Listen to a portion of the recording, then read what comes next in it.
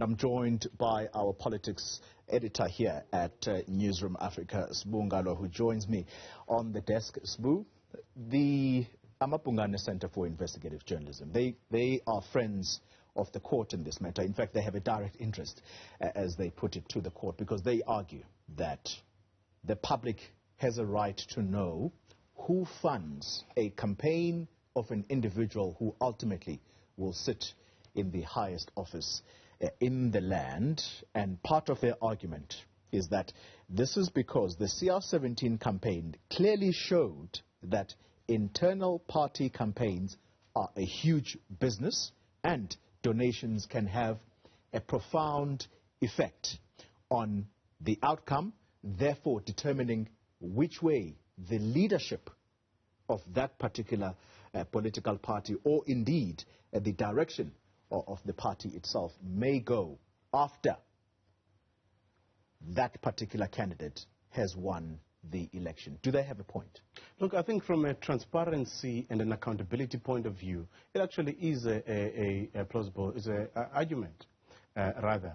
But I think for most people to see Amabhungane and the EFF speaking the same language. Exactly, you know, but they're coming from two different angles. You know, Amabhungane is merely coming from the angle of transparency, in that if we are a democracy and true to the democratic principles of accountability and transparency, it is important that those who are sent to high office, it may have been a private political party funding campaign, but the reality is we know the murky relationship between business and politics. You just need not go any further. Just listen to the evidence that is being led at the State Capture Commission. Because the point is here, Chloe, whichever way today's judgment goes, it will not stop the pressure on President Ramaphosa. Because the legal part of it is one thing, but there's the politics of it and the perceptions thereof.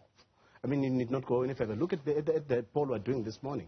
We're asking that question, and people are saying, let him be transparent. And I put this question to him to say whether he wins or loses, this issue of the CR17 funding campaign is an albatross that is hanging over his neck. Why can't he just? Because remember, Cyril Ramaphosa came into power arguing that he is Mr. Clean, for a lack of a better word. So if he was to chart a new path, which is different from, say, the Zuma years, then obviously if he's being called upon to be transparent and also to remove this yoke on his shoulders, because it's not going to stop. So he can just as well say, because the reality is that the ANC doesn't have a rule that says this is how far you can go in terms of internal campaigns. So nothing stops him from saying, this is what happened in my campaign. And as you rightfully said earlier, he has told the commission that 300 million was raised. So then he should actually be upfront. And he actually said in that interview that it's something he would consider doing. Sbu, before we bring into the conversation Cherese Thakur, who is with Amabhungane, the important element also, though, around this issue of who donated towards his campaign, because that's the argument of the EFF, to say, unseal the records. That particular matter, the president, I think he was responding at the State Capture Commission of Inquiry, said that, well, the donors don't want to be known. And more recently, I had a conversation with the Treasurer General of the ANC, Paul Mashatile, who said that as far as money flows into the party, donations specifically, those are hard to come by now because of the Political Party Funding Act that has come into being, because people do not want to be known or revealed, their identities revealed as to who they donated to. Is that going to be an easy decision for him to make? And his, I guess, campaign team? Look, I probably won't have a political campaign anytime soon, but looking at it just from an ethical point of view, surely if someone has something to hide as to why they're contributing to your campaign, that automatically raises red flags as to their intentions. But if you look at the Political Party Funding Act, which is separate and different from an internal campaign within a party, to ascend within a party. Now, it seeks to actually do away with that, where it creates this fund, which is a pro-democracy fund, where any business that wants to contribute to the advancement of our democracy can put money, whatever amount they want, into that kitty. And that money is divided proportionally based on the, I guess, the electoral strength of the parties. So if I'm sitting there as a businessman, and I truly believe in the policies of the ANC or the IFP or whichever other party, nothing would stop me from contributing 200,000, because if it's over 100,000, it has to be declared, and then it has to be declared. It is actually quite problematic, the fact that people don't want to donate because they don't want to be known. It's a matter that we're going to continue to explore with Amabhungane's Advocacy Coordinator, that's Cherese Thakur, who is going to join us in a moment when we take this conversation further. We are in conversation ahead of the important ruling by the Constitutional Court. You'll recall Advocate Busisiwe Mkhwebane, the public protector, taking the matter to the highest court in the land after her case was dismissed, or should I say her report was set aside by the Gauteng High Court not so long ago, and this was a report that she had put together on the funding of the President, Cyril Ramaphosa. This was his internal ANC campaign, which ultimately resulted in him becoming president of the party. Now, Amabhungane Center for Investigative Journalism have been joined in this particular court case. Their argument is that of transparency, as our colleague here, Sbu Ngalwa, has put it. Let's bring into the conversation now Cherese Thakur, who is the Amabhungane Advocacy Coordinator. Cherese, good morning to you. Take us into the heart of your argument before the Constitutional Court around this matter. Thank you, Tony. Well, I think the first thing we need to emphasize is that we do not take a view on the dispute between the public protector and the President, Cyril Ramaphosa. We don't want to enter into that debate as to whether either conducted themselves improperly. That is not Amabhungane's interest in this matter.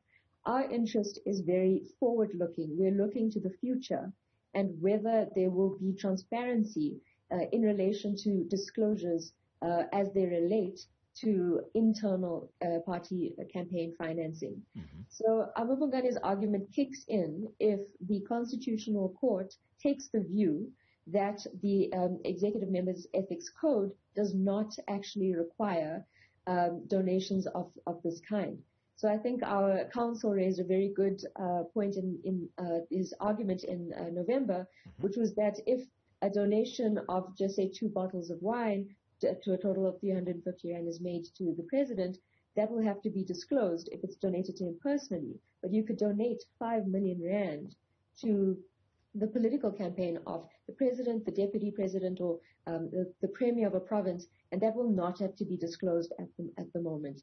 So our argument is that should the Constitutional Court find that this code does not require these disclosures, that the constitutional scheme, it would be inconstitutional if you take into account the totality of the constitutional scheme that applies. Yeah, all right. So your main argument is around the Executive Ethics Code, and that if you win the argument, then that particular code must be declared unconstitutional. Am I correct?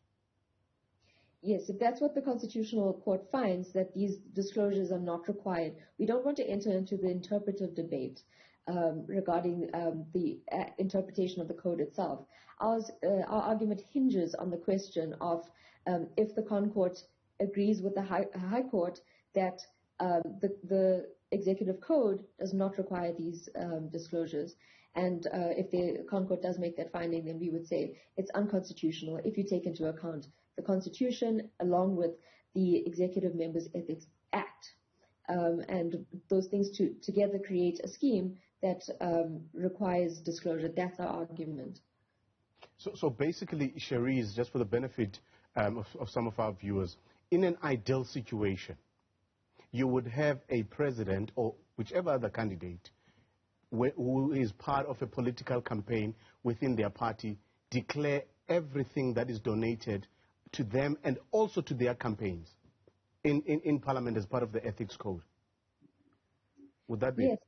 Yes. That's what we would argue is the case, because you can't deny that any politician who receives these donations for their campaigns receives a benefit of some kind. It's really, it advances them in the political race, or it can be used to that effect. So it is, and I think you discussed it very well just now, bringing the confluence of money and politics together, and that can have a very damaging effect in the grander constitutional scheme when we're looking at voters being able to look at the candidates and have a clear sense of whether there's any particular influences or maybe corporate interests or private influences that may be exerted upon their candidates. And we've got the Political Party Funding Act that is going to be brought into effect, and these disclosures will soon have to be made. And we say that just as much as transparency is important in relation to donations to political parties, they're just as important in relation to these internal campaigns. Cherese, let's give the viewers a living example of exactly what is at play here, or what could be an important example to use. Aspen, the company that is involved right now in the acquisition of vaccines, if you like. The EFF recently saying to us that Aspen donated to the CR17 campaign. And having done so, that raises questions for them about whether or not the very fact that the vaccines we are seeing flowing into the country to the exclusion of others, I may be paraphrasing them here, it talks to Aspen possibly being given preferential treatment. I hope I'm capturing this correctly. Could that be the danger here? Well, of course, we don't want to engage in any speculation about a particular example, but that is the kind of thing that the executive code, what we argue, should address. And Aspen could be one example, but there could be any number of corporate interests, and these could influence a number of decisions. And what we're basically saying is, if this is indeed the case, like, for instance, the example that you give with Aspen, the public needs to know, because the public has the ability to hold politicians accountable at the ballot box, but also through other means. And what we say is, in order for the public to exercise their own political rights and say, I choose this person instead of that person, we need to have a full sense of, potentially these types of influences being exerted upon politicians. So if that example is indeed the case, we say, let the public know, let the public decide. Mm. But then, Cherese, let's go back to your argument around the ethics code. Now, going back to the example of 2 bottles of wine, and I think that's the argument that the president's lawyers make about the ethics code relating to gifts that are for one's personal benefit. Just take us through, how do you make that argument to say that even funds that are for a political campaign should be covered by the ethics code? How do you draw that distinction and bring those kind of funds under the realm of the executive code in your arguments? Well, I think it's clear that being able to obtain high office or win these internal campaigns within a party has a great kind of benefit when you look at the positions that you can end up in government. So the president is one example, or if you win within a province, you beat out your competitors for a provincial race and you end up being appointed the premier. That is a high position of power. It gives you a lot of authority, And that is something that is of benefit to you. And to the extent that your campaign was able to kind of propel you into that position, that is something that is of benefit. So if you're talking about a bottle of wine, sure, you can enjoy that as in your personal capacity. But politicians very similarly enjoy positions of power, and they get there through these campaigns. So that's the link that we want to draw, is that money has this impact. And that's why we need to know. Cherese, should you win the day, should the Constitutional Court agree with your argument on this specific matter, is your wish, because you're saying your case is forward-looking, is your wish that this should have a direct implication on the recent legislation of the Political Party Funding Act? This has come into play. It's now law that any donations to any political party that exceed the amount of 100,000 rand, those should be declared. But again, not to lose the viewers here, the specific issue at hand is an internal political party campaign of a president or of a presidential campaign within the ANC. And so this was a specific donation towards the Cyril Ramaphosa campaign to become ANC president versus a donation towards the ANC as an organization. Do you wish that should you win the case here, this has a direct impact or implication for the Political Party Funding Act? We did not specifically ask the court to make that decision, and indeed the Political Party Funding Act was not the subject matter of what we were arguing about. But the Constitutional Court or the courts are open to interpret the Political Party Funding Act that way. Our argument is though the Political Party Funding Act is potentially not clear as to whether it could apply to these internal political party campaigns. And so that is why our focus was on the Executive Members' Ethics Code. There's a definition of political party purposes, which to us is not sufficiently clear to see whether it does apply in these circumstances. But what we've argued is that there's a scheme of conduct for holders of high political office that is created through Section 96 of the Constitution and the Executive Members' Ethics Act, and that scheme is meant to be reflected in the code. And so our argument centers around the code and whether it actually properly reflects what the Constitution and the Executive Members' Ethics Act intended for disclosures. Very briefly then, Cherese, as we let you go, the donors to the campaign, whether it be an individual's campaign within a party or the donors towards political parties, they do seem to have a problem, because as we hear now, those donations are hard to come by, as evidenced by the ANC's Treasurer General. Do you not foresee a pitfall here, that political parties are simply going to be starved of monies? So where else do they get their monies? Yes, the issue is transparency, but it's also almost a double-edged sword for political parties.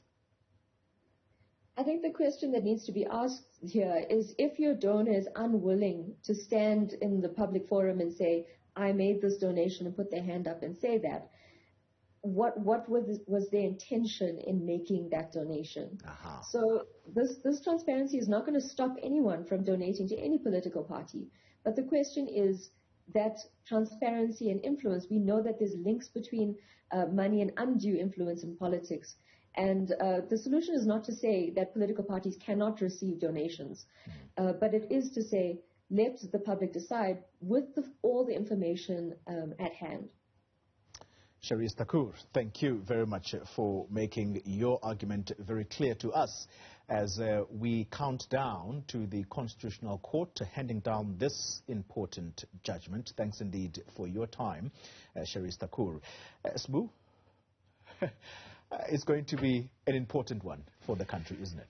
Certainly, certainly. And I think it's important, as you were saying earlier, not to lose the viewer in that Amabhungane applied as a friend of the court, and as Cherese eloquently explained it, that their interest is in so far as issues of declarations are concerned, in so far as the Ethics Code of Parliament go, which is a different argument from what is argued by the EFF and Advocate Mkhwebane. And also knowing, just to remind the viewers, that actually Advocate Mkhwebane was the North Gauteng High Court was scathing on her in her interpretation of the Ethics Code, where they found that actually she had conflated the role of a president, which is a matter of state, and the CR17 campaign, which is a private campaign. Yeah. So in their finding, they said that she had actually misapplied the law, which means the entire finding was wrong. But also then there's the issue of jurisdiction. So there are a number of issues that are related in a way, but are coming from different angles, like as you see Amabhungane on this one, and EFF, which also adds the political flavor into the whole debate, which takes me back to that very argument I make, that whether he wins or loses, it does not remove the cloud from hanging over his head as president.